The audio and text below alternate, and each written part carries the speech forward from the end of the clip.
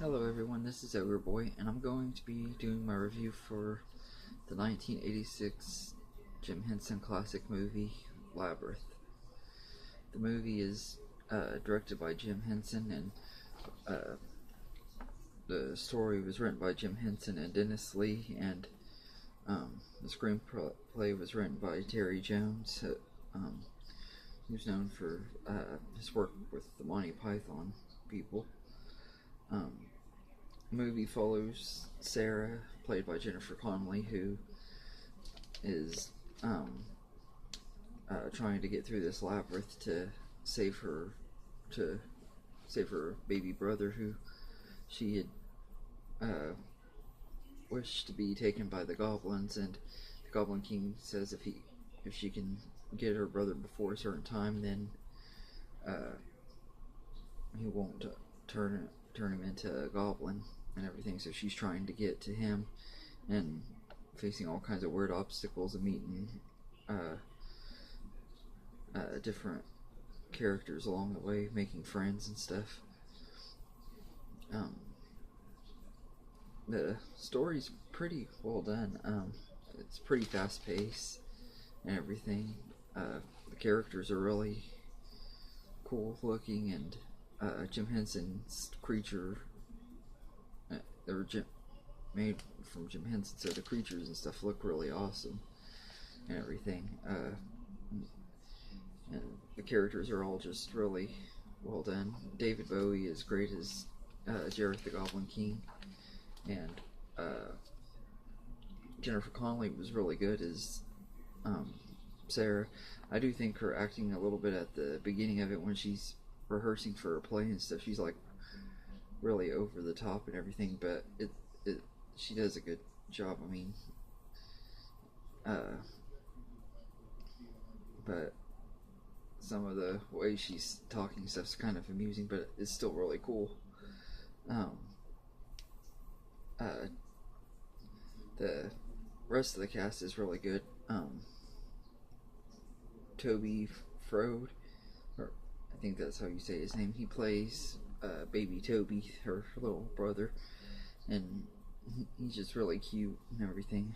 I'm a sucker for babies, so, but he was really adorable. And the creatures and stuff that Jim Henson creates for this movie are really awesome looking and everything. And Brian Henson, his son, does the puppeteering and voices Hoggle, who is one of the best developed characters in the movie. At first, he's like this little coward that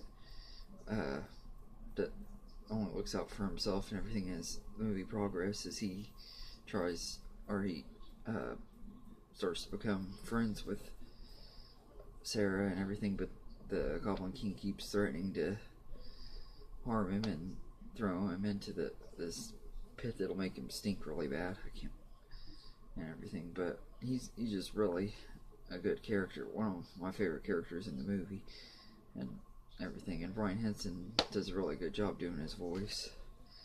And then you have Ludo, who's this really big, I don't even know exactly what he is, but he kind of reminds me of the Beast from Beauty and the Beast, the way he looks, because he has the big horns and fur and everything, except he doesn't fully look like that, like the Beast, but that's the best way to describe him. He's really lovable character and everything. He kind of looks intimidating, but he's like this really big teddy bear, and just really likable. He also kind of reminds me of Sully from Monsters Inc., except his fur is brown and not blue and purple.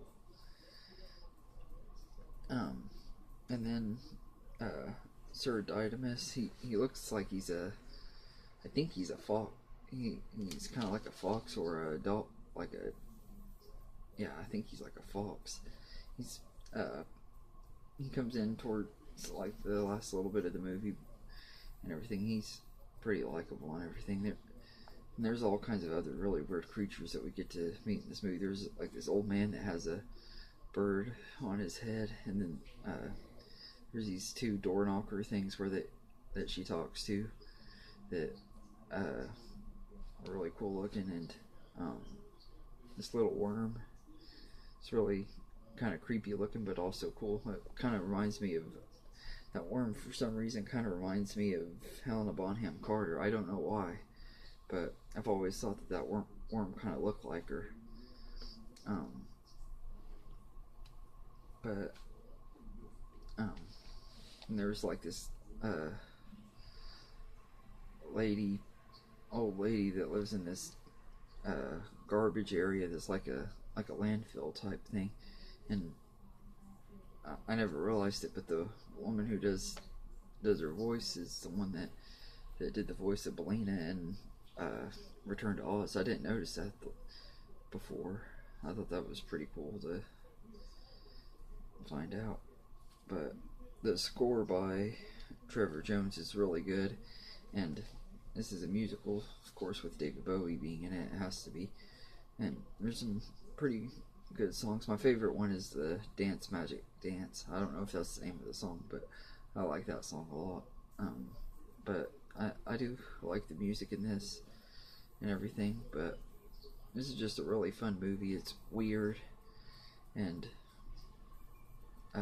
but the puppets and practical effects and everything look really great and everything. Even with the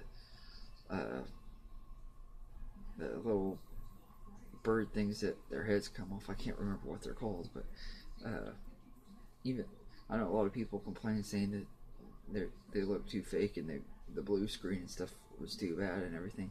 But to me, it didn't look that bad. I thought it was pretty good. I mean, it looks better than almost any of the stuff from today with the heavy CGI and everything.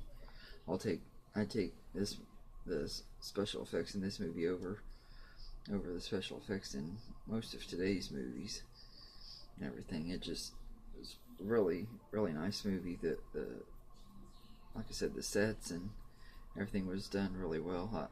I also noticed, like at the end of it, when she's inside the castle and they have the different stairways going up and down all crazy and stuff. I think that one of the Nightmare on Elm Street movies might have taken inspiration from that. I think it was the 5th movie. I think they kind of took inspiration from that and everything. And I forgot about that. I haven't seen this movie in a really long time. I've only seen it a few times. It's one that I watched a few times when I was a kid, but I was at a friend's house and I never could find out the name of it, and it took me forever to re-find it. I didn't find it again until I was like in my late teens and everything. I hadn't watched this in a really long time. I forgot how much I like it.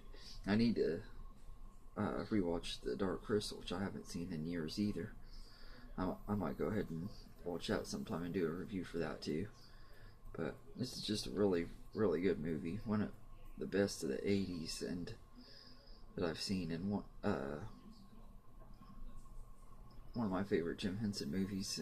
I don't know if it's my very most favorite, because I like a lot of his Muppet movies, but stuff outside of the Muppets, I think this probably is my favorite. I think I do like it more than The Dark Crystal, but like I said, I haven't seen that one in so long that it really won't be fair to say. But yeah, the only thing I didn't really like about this movie is I think it does kind of get slow for a little bit in it, like in the middle of it, but not real bad. Not enough to really make it that bad or anything and everything. But and that the Swamp of Eternal Stinkiness, I think that's what it was called. I thought that was kind of silly and with the farting swamp and everything, but back when I was a kid, I used to love that, because you pretty much just say the word for it, and I used to die laughing and everything. But yeah, I think it's a little silly now. But besides that, I don't really have anything that I can really complain about. I just really like this movie a lot. I'd give it a 9 out of 10, because the pacing a little bit off. That's the only reason I don't give it a full 10. But besides that, I don't really have anything to complain about. It's a good movie and everything, and definitely one. If you haven't seen it, I would definitely recommend checking it out.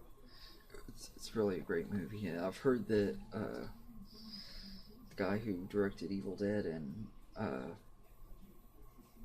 Don't Breathe is supposed to be working on a sequel to this movie with I think not Brian Henson, but Jim Henson's daughter is going to be involved, and David Bowie's son is also going to be involved in it. I read about that, and I haven't really heard very much about it since they announced it, because they announced it like right after David Bowie died, because you know, Sony, they want to be able to rush and cash in on people's deaths and stuff. But that's what it seems like. It seems like the main reason they're making it and why they announced it, because they just wanted to announce, like, hey, David Bowie died. If we make a sequel, that'll make money, because people want to see how they pay tribute to him and stuff like that. I don't really know how I feel about this sequel. I don't think it really needs to be made.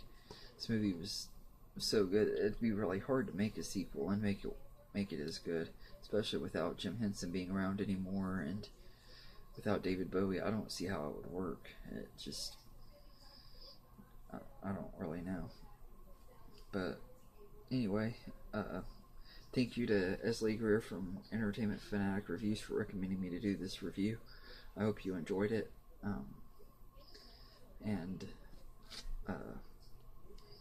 If there's any other movies you'd like me to do, let me know in the comments, and I'll get to them as quick as I can. Feel free to like and subscribe, and you can follow me on Facebook at OgreBoy1992, and have a good day.